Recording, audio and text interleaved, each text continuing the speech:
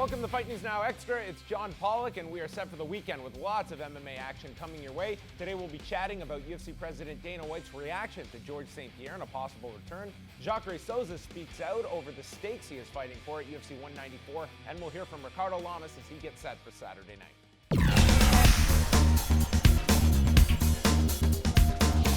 UFC middleweight Ronaldo Jacare Souza spoke to Combat out of Brazil this week, discussing his fight with Yoel Romero at UFC 194 on December the 12th. Jacare believes that Luke Rockhold cut the line to get the title fight with Chris Weidman, with Jacare feeling he deserves the title fight next, and there will be no question after he beats Romero.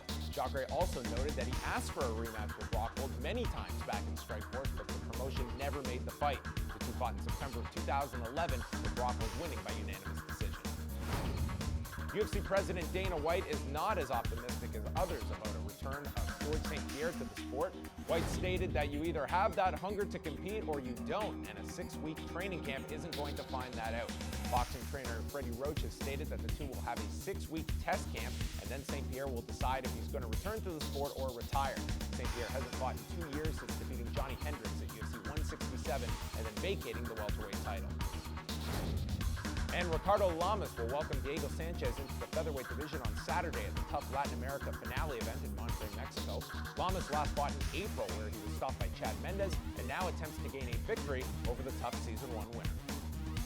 Diego went on social media, and that he also wanted to fight in Monterrey, and then he wanted to drop 145 pounds, and then he wanted me to be his first fight. So I think the UFC got wind of that and put two and two together, and they told me, hey, if you want to fight in UFC, this is the fight we have for you. So, I said, let's do it. I've seen him fight a ton of times already. I know how he is. I know how he fights. He kind of works the opposite. You hit him, and he pushes forward even more. So we know all that, and we've trained for it, and, we're going to put our game into effect on Saturday night.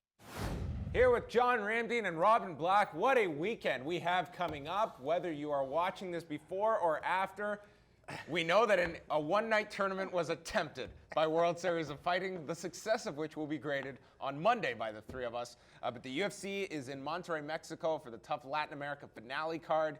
Two big finals. Nobody cares that it's the Latin America card. They do in Latin America. Sure, Come on, in Latin America, the majority of the fans are tuning in to see Kelvin Gastelum, as well as Diego Sanchez. And for me, guys, the 555th and the 556th member of the UFC roster is going to be announced, and the two finals are probably going to follow suit at 557 and 558. I do want to say that when you do talk about, these regional tough shows, we're not picking on South America, or we're not picking on Australia or whatever. There's just regionally the level of quality of fighting and training and knowledge in the martial arts is going to be lower. And when we talk about that with TUF Latin America, South America has produced awesome combat sports athletes with tons of heart. There's good human beings that are driven to win, and that makes fights good. But the level of knowledge and the level of skill is lower. That's true. In any other sport, a tournament to get to the bottom rung of a 500-plus roster, I'm sorry, but that's great for the winner. Show us what you can do. But essentially, this is a tournament to get onto Fight Pass. And in this world where there is so much UFC, forget MMA at this high level, this is not a priority series. Yeah, I look at it as, you look back in time, you look at the WEC and kind of now Titan, Legacy, RFA, some of those promotions. This weekend alone, it just puts a spotlight on what's going on. And that's what I look at. You look at these promotions are supposed to be the feeder leagues for the UFC, and often they are. Yeah. But that's what we should be looking at. The Ultimate Fighter and the Latin America shows and the Australian shows, we've seen that the level isn't what it needs to be. Now, it's getting better, but the goal is develop it in those regions. The best of the best, so to speak, will eventually make their way to the smaller organizations, the feeder leagues, and then when you get yourself a good record there, then you migrate to I'm the just UFC. From a selfish standpoint, I'm really happy that Robin Black was born in Winnipeg and not Guadalajara, because he would probably be on that show at this point.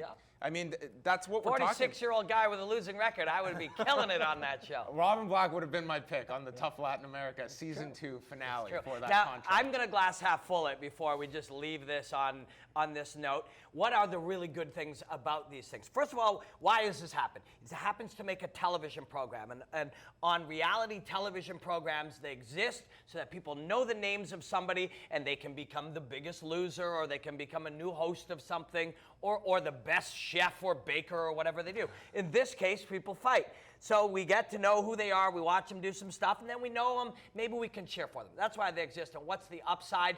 Is it gets some people in some regions that are at a few years behind in their excitement around this great sport, it gets them engaged and it gets them excited. So that's the upside. That's why it's there. It's following the model that did work successfully in the U.S. of it was a reality show concept that did bring people into the genre. And I think on an international basis, TUF can still be effective. If you live in Mexico, if you live in China, and you see some of fighters from your part of the world competing, you're introduced to these people, and you have people to follow, it can bring in newer viewers. I don't think it necessarily is as effective in the U.S. because we've passed that point. But internationally, I think it still can be used. So while we may not put a ton of importance on TUF Latin America Season 2, if you're in that part of the world, maybe this is your gateway into the UFC. I agree, but it just comes down to the quality of fighters. Sure, you can go out and you win the reality show, but you get yourself into the UFC and you're on Fight Pass and you lose 3 fights in a row. Does that really help the show? Does it help you as a fighter? I don't think so. Well, I think that's interesting where this conversation's kind of taking us is those two aspects of becoming a successful fighter. Really, to be a successful fighter, you know what you got to do? Be a successful fighter.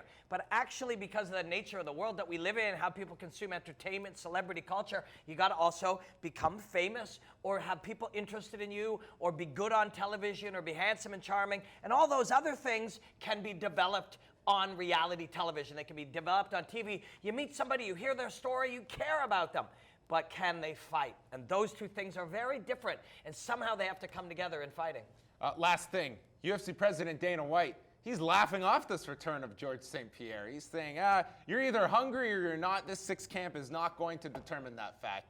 I'm going to go with the side of George St-Pierre and think that after these 6 weeks, we are going to get a definitive answer. But to me, if I'm George St-Pierre and I'm about to go through all of this, it's like, do I really want to come back for this guy who's just essentially laughing off my career path that he's dedicated his life towards? Yeah, no, I understand where both guys are coming from because, you know, if you're Dana White, it's like, oh, sure, I'm not holding my breath because we've seen in the past fighters say they're stepping away and they tease coming back and then they never do come back. He's got to focus on the fighters that he has on his roster. If George St-Pierre decides, you know what, I am coming back, he makes the phone call to the UFC, then Dana White can get excited. If you want to get some really great insight into how these fighters think, go look up Paulie Malignaggi. I can never say that guy's name. He's a great commentator, great fighter. Look up an article that he wrote recently about his comeback. It's in some of these guys. They want to come back bad. All right. Enjoy all of the fights this weekend. Fight News Now Extra continues.